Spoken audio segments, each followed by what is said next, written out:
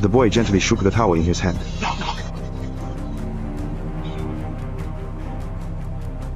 This boy with a portal-hopping ability is more magically gifted than Harry Potter, able to see through any magical illusion without relying on a wand.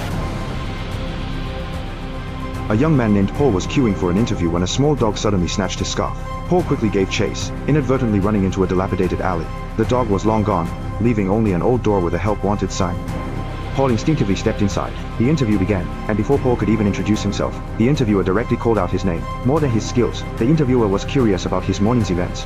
Paul reluctantly explained that he was supposed to attend another interview, but a series of unfortunate events befell him. First, both shoelaces snapped, then, his toaster exploded, and finally, a dog snatched his scarf while he waited in line. It felt like a strange force was guiding him here. The interview ended quickly. Paul walked out to find the little dog waiting patiently right there. Back at his place, Paul had absolutely no hope at all for the job. Just then, a monstrous hand mysteriously delivered a letter right to him. You helped open it to find an offer letter from Wells Corp. Even more strangely, they knew his address. But Paul rarely found suitable work, so he went to the company very early the next day. In just one day, the lobby had become quite luxurious and grand. Full of doubt and wanting to know his job, Paul approached the front desk to ask. The front desk woman's words were quite strange. Think again carefully. You really must decide now. Mr. Tanner. Yes. Hello, she's not ready, ma'am. Soon after, Turner came downstairs looking displeased and led Paul upstairs. The upstairs was still under construction, and Turner's movements seemed somewhat comical.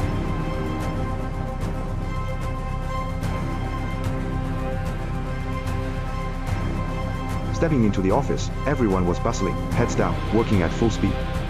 Turner then explained to Paul the company's main rule. Leave work promptly at 5 p.m., and absolutely no one is allowed to return after hours. It wasn't just a rule, it was a fantastic perk. Paul arrived at his office, and found he was paired with Sophie, a cool and aloof girl. She seemed quite distant and generally unapproachable to others. After a brief moment's thought, Paul mustered the courage to finally ask about his daily tasks, but she was already gone so quickly.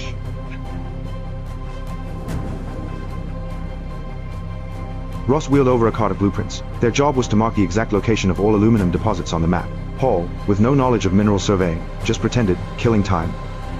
During lunch, Paul suggested grabbing a drink, and Sophie casually mentioned wanting coffee specifically.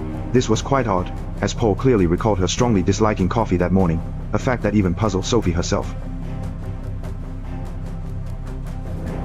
At that moment, the company leader stopped them, assigning Sophie a special mission. The three went to the city park, where a coded message was thrown from a sewer, detailing their task. Sophie glanced at the woman reading nearby, then gestured. Instantly, the man by the fountain tumbled into the water, and a romance began. This is also the main business for Wells Corporation.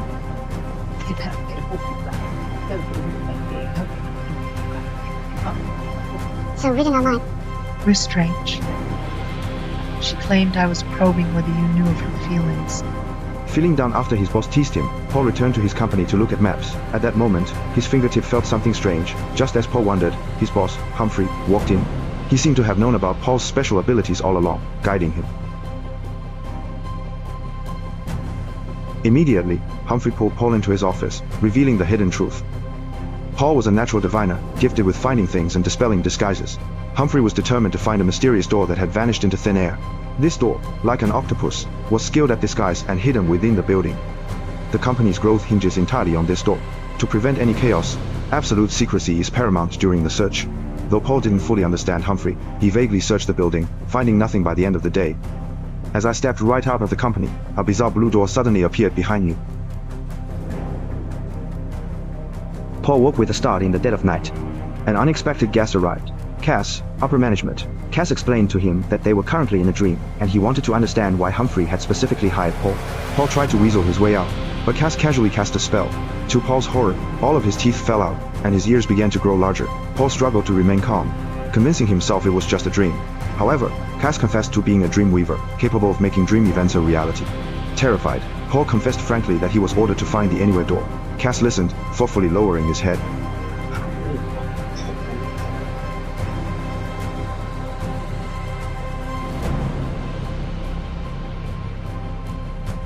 The next day, Paul kept searching for any door.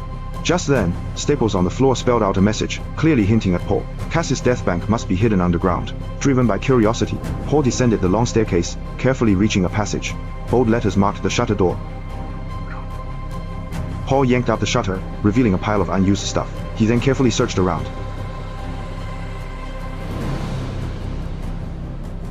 Stepping into the hidden chamber, Paul was filled with wonder by the array of animal specimens and peculiar gadgets. Just then, that odd stapler suddenly materialized right there on the floor, and Paul reached out his hand to grab it immediately.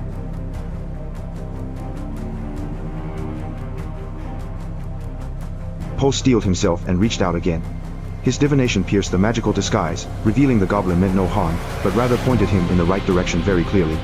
Paul went to the corner, opened his palm wide, and a blue, mystical door materialized suddenly and magically before him.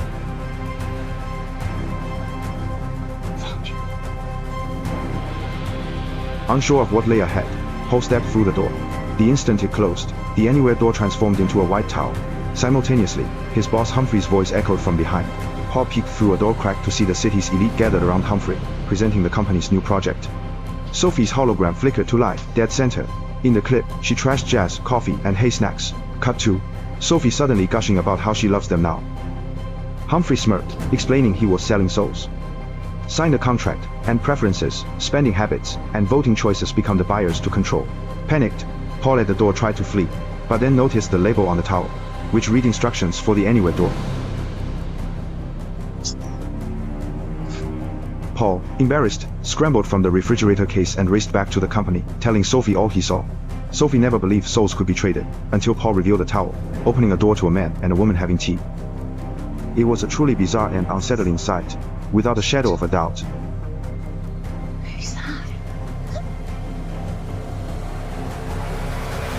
Paul grabbed the tower and carefully examined the instructions, realizing he had to say the destination aloud clearly before activating the anywhere door. With this magical item, the two had no desire to work, and quickly visited all the places they dreamed of. Paul and Sophie grew closer than ever. One day, they returned from the beach, and ran into Mr. Turner. Seeing their strange outfits and the scattered sand on the ground, Turner instantly guessed what had happened, and a look of horror spread across his face. He just treats me like and I'm just a kid. It feels like the world is lost. Walk away and never come back. As soon as the quitting time bell rang, no employees went home. They all headed towards the basement. Paul used the anywhere door to sneak into the company late at night.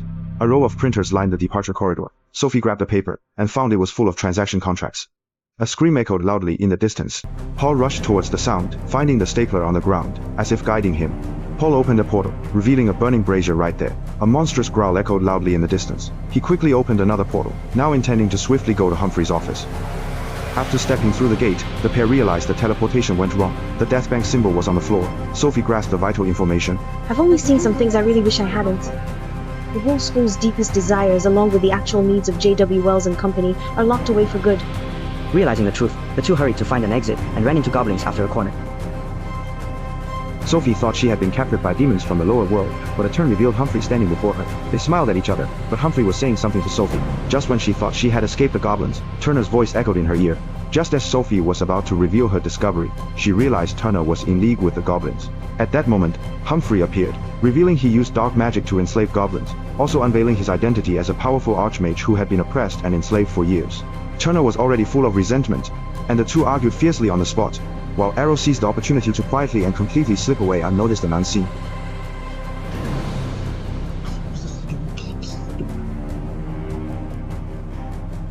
Lost in a bizarre space filled with doors, Paul endlessly circled, unable to escape. Just then, an old man appeared. It was Humphrey's father, John. This place is called the Netherworld, a prison with no escape. John had been trapped here for years by his own son.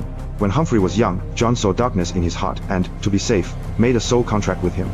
This contract had to reach the Bank of the Dead to take effect, but Humphrey preemptively schemed to trap him in the Netherworld forever.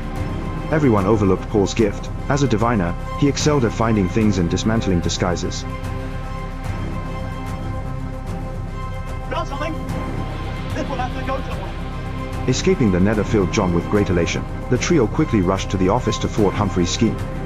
John handed the soul contract to Paul, and together they went to the basement, hiding to observe. Humphrey, aware of his father's arrival, raised his hand and unleashed a magical orb, and the two engaged in a magical duel.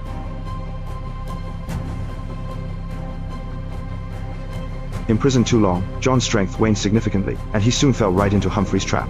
To seize the contract, Sophie was also ensnared by lightning, and Paul slowly approached Humphrey.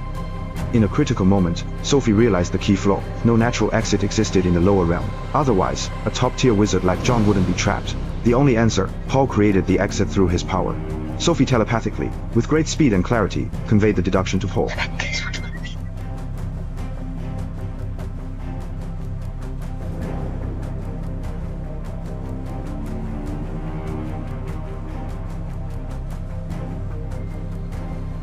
The entrance to the Bank of the Dead appeared.